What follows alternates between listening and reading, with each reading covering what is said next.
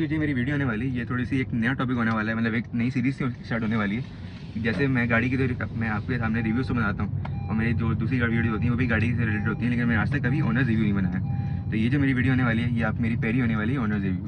तो आज जो हमारे पास गाड़ी है वो है होंडा सिटी।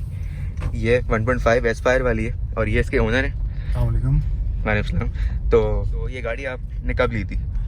ये गाड़ी मैंने ली थी 2022 में और अक्टूबर में। तो ये उस वक्त ये वेरिएंट जो ये सिटी का पर्टिकुलर जो सिटी का मॉडल है, ये उस वक्त जो इसको आप कह सकते हैं फेसलिफ्ट हुई है या जो एक नया शेप आया था ना, या न्यू शेप जो आया वो आया ही उसी वक्त था। लाइक 2022 अक्टूबर में मैंने ये गाड़ी खरीदी थी। गाड़ी आपने उस वक्त कितनी की ली थी? अच्छा, ये मैंने ली थी 3240 की। अच्छा, 32,40,000 की मैंने ये गाड़ी ली थी। अच्छा, और उसमें और भी ऑप्शन होंगे जैसे एल्फिन हो गई या फिर यारिस हो गई? अच्छा देख, मिनी सेडान में उस वक्त मेरे पास एल्फिन का ऑप्शन था और जो यारिस जो थी वो बाद में आई थी। अच्छा, थोड़ी बाद में आई थी। जब मैं उस वक्त खरीदा था उसके शायद 1, 2 या 3 महीने के बाद आई थी।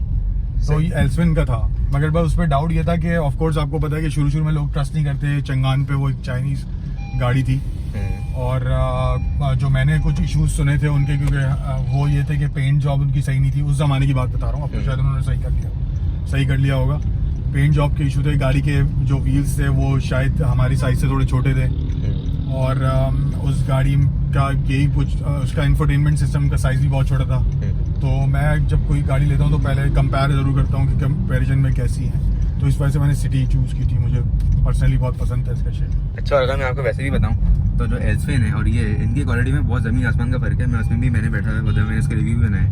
तो उसके अगर आप देखें क्वालिटी देखें, प्लास्टिक की क्वालिटी देखें तो वो बहुत ज़्यादा ही लो क्वालिटी का फील होता है वो, क्योंकि जाहिर सी बात है वो चाइना की कंपनी तो है, चाहे जितनी भी अच्छी हो, लेकिन है वो चाइना की। तो ये होंडा एक कंपनी है, नॉन कंपनी है, बहुत टाइम से आ रही है। तो इसमें ये बहुत ही अच्छी इसकी एक चीज़ है। वैसे अभी तक आप उसको कहीं लॉन्ग ट्रिप पे लेके गए गाड़ी को? अच्छा नहीं, इत्तेफाक से लॉन्ग ट्रिप में गाड़ी लेकर मैं नहीं जाता। मेरी रोज़ की जो रनिंग है वो 20 किलोमीटर आना जाना है। 20 जाता हूँ, 20 यानी 40 किलोमीटर टोटल हो गई पर डे। तो और उसमें नॉन स्टॉप जो है, आपको पता है कराची के ट्रैफिक में कभी ब्रेक लगती है, कभी तेज चलती है, तो उस वजह से एवरेज जो है वो थोड़ा इफेक्टिव रहता है। तो जब मैंने गाड़ी ली थी तो उसका एवरेज, जब मैं पहले चला रहा था, जब लेके चला रहा था, तो उस वक्त एवरेज था तकरीबन 13.5 तक थी ये मेरे पास। सही। मैंने ही खुद इसको वहाँ तक लेकर गया। फिर उसके बाद जो है आप ज़्यादा जब चलाने लगते हैं तो ये अब जो एवरेज था इसका, ये 12.5 तक आके मुझे 12.5 देती है ये। मतलब हाईएस्ट इसका यही है तकरीबन? जी, हाईएस्ट इसका यही है। बट मैंने सुना है कि कुछ लोग जब लॉन्ग रूट पे लेके जाते हैं, जैसे हैदराबाद से गाड़ी वापस लेकर आते हैं कराची तक, तो उसमें कुछ लोग क्लेम करते हैं कि उन्होंने 22 भी मतलब अचीव किया है इसी गाड़ी में 1.5।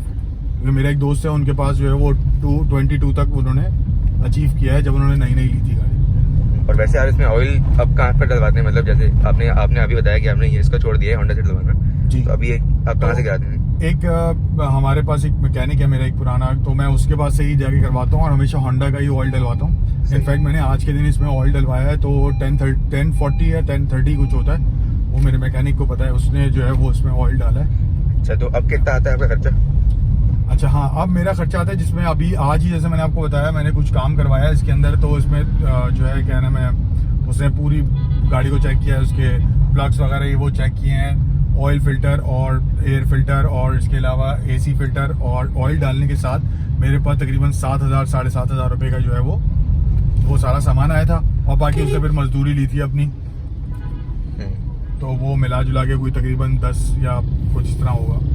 अच्छा, वैसे इंश्योरेंस है आपकी इस गाड़ी की? जी, ये गाड़ी जब आप होंडा से शोरूम से लेते हैं तो वो आपको बगैर इंश्योरेंस की गाड़ी नहीं देते। अच्छा, तो आप इंश्योर्ड करानी होती है आपको गाड़ी। मैंने इंश्योर्ड करवाई थी, गाड़ी इंश्योरेंस है, और मैंने अभी तक इंश्योरेंस क्लेम भी नहीं करवाई है। गाड़ी काफ़ी मुझे मतलब लगी हुई है, हर छोटी छोटी जगह से कुछ ना कुछ टचअप्स हैं, तो मैं चाहता हूँ कि मैं उसको क्लेम कराऊँ। तो लेट्स सी कि क्या होता है उसकी एक आप अलग वीडियो बनाइएगा इंशाल्लाह, ताकि ताकि लोगों को पता लगे कि वो उसमें क्या मसाइल होते हैं, क्या मसले होते हैं। और वैसे इसका ड्राइविंग कंफर्ट कैसा रहता है? शहर में हिसाब से ज़्यादा गड्ढे यहाँ पर जैसे रोड पे हमारे बहुत ही ज़्यादा आजकल हो गए, तो कैसा इसका कंफर्ट कैसा है? अच्छा देखिए, इसकी जो लोग कहते हैं कि लोगों ने एक समझ लें कि रूमर है, एक पहला हुआ है कि टोयोटा की जो गाड़ी होती है उनके जो सस्पेंशन होता है बहुत सॉफ्ट होता है और होंडा का जो सस्पेंशन है वो थोड़ा हार्ड होता है। ठीक है, मैंने यारिस भी चलाई है, क्योंकि हम मिनी सेडान पे है तो मिनी सेडान की बात करते हैं, हम इसको करोला से कंपेयर नहीं कर सकते। तो मिनी सेडान में यारिस से अगर आप कंपेयर करें तो इसका कंफर्ट मुझे तो बेहतर लगा। गाड़ी का ओवरऑल जो साइज है उस साइज को वो करते हुए जो है वो बहुत ज़बरदस्त किस्म की राइड थी उसकी। राइड है इसकी अभी भी, मतलब उसके अभी आप गाड़ी में बैठे तो काफ़ी बेहतर है। सही। लोगों की जो वो है उससे बेहतर है। मैं ये रिकमेंड करूँगा कि ये गाड़ी बहुत अच्छी है चलाने में, मतलब और भागती भी है। ऐसा नहीं कि आप भगा नहीं सकते, एरोडायनामिक शेप है, मतलब ज़बरदस्त गाड़ी। अच्छा, अब जैसे हमारे पाकिस्तान में यहाँ हमारे यहाँ स्पीड ब्रेकर की जगह तो कार ब्रेकर बन चुके हैं, मतलब ऊंची वो इतनी होता है कि मेरी जो एको है वही उसके हाल ख़राब हो चुका है नीचे से, तो इसका क्या हाल रहता है? अच्छा देखें, इसमें आज तक मेरी गाड़ी लगी नहीं नीचे। मेरी फैमिली चूँकि छोटी है, ज़्यादा लोग बैठते नहीं है, तो कभी मसला नहीं हो। एक दो दफ़ा शायद एक दफ़ा इस तक टच किया है नीचे, जब उसमें 3 लोग पीछे बैठे हुए थे, अच्छे बड़े 3 अडल्ट अगर आप पीछे बिठाएं और आगे हम 2 अडल्ट बैठे हों, तो एक दफ़ा लगी थी, बहुत ही कोई ऊंचा था।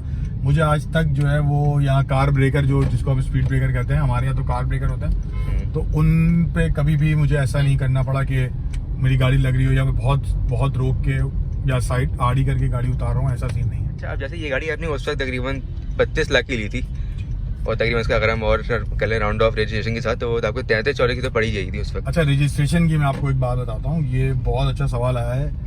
देखिए, रजिस्ट्रेशन जो है वो उस वक्त 1500 सीसी गाड़ी की 80,000 थी।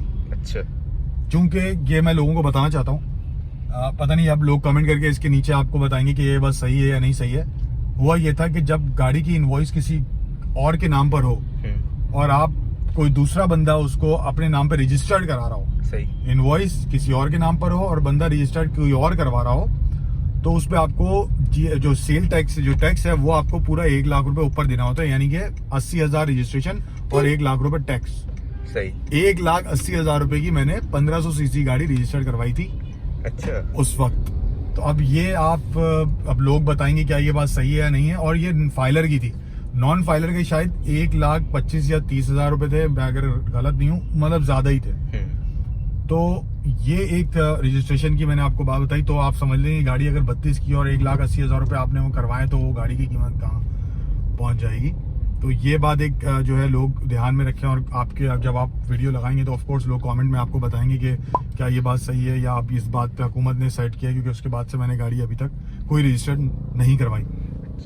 अच्छा, अब जैसे ये गाड़ी आपके पास इतने टाइम रह चुकी है, तो इसमें क्या आपको लगता है कि कुछ चीज़ बेहतर हो सकती थी इसमें?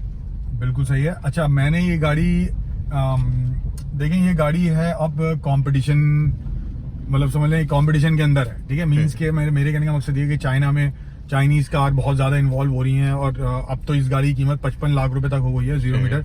तो उसमें आपके पास बहुत सारी ऐसी चीजें हैं जो आप खरीद सकते हैं, जापानीज गाड़ी भी आप खरीद सकते हैं। तो मेरा बस इनसे ये था कि अगर आप एक नई गाड़ी लॉन्च करते हैं तो कम से कम उस गाड़ी के अंदर प्रोजेक्टर लैम्प दे दें, वही येलो हेलोजन बल्ब लगे हुए आते हैं, और जो है क्या नाम उसका फॉग लाइट के अंदर भी येलो बल्ब लगा हुआ होता है। तो वो मैंने फिर आफ्टर मार्केट जाकर जो है वो 2 ये चेंज किए थे।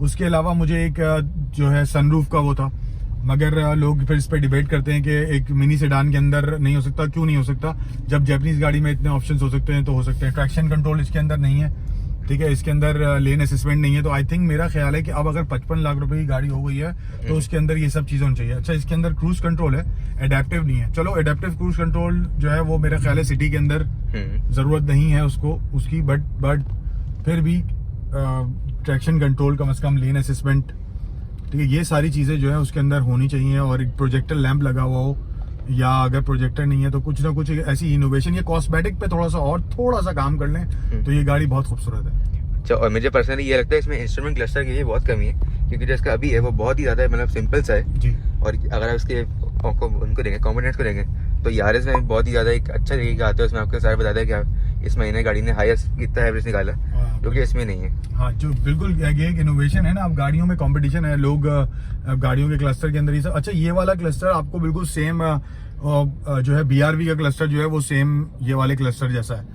तो जो है क्या नाम, ये शायद इन्होंने BRV का भी मतलब सेम BRV को उठा के जो है इसके अंदर उन्होंने लगा दिया, असेंबल कर दिया। तो ये अगर आप देखें तो सेम BRV का बिल्कुल सेम ऐसे ही होता है क्लस्टर। तो फिर आखिर में आप अब रिकमेंड करते हैं, जैसे अब भी ये गाड़ी आपकी 50 से तो ऊपर जाती है, 50 लाख से तो ये गाड़ी ऊपर की है, मेरे ख्याल से 55-56 तक की हो गई है। तो अब ये हमें लेनी चाहिए गाड़ी?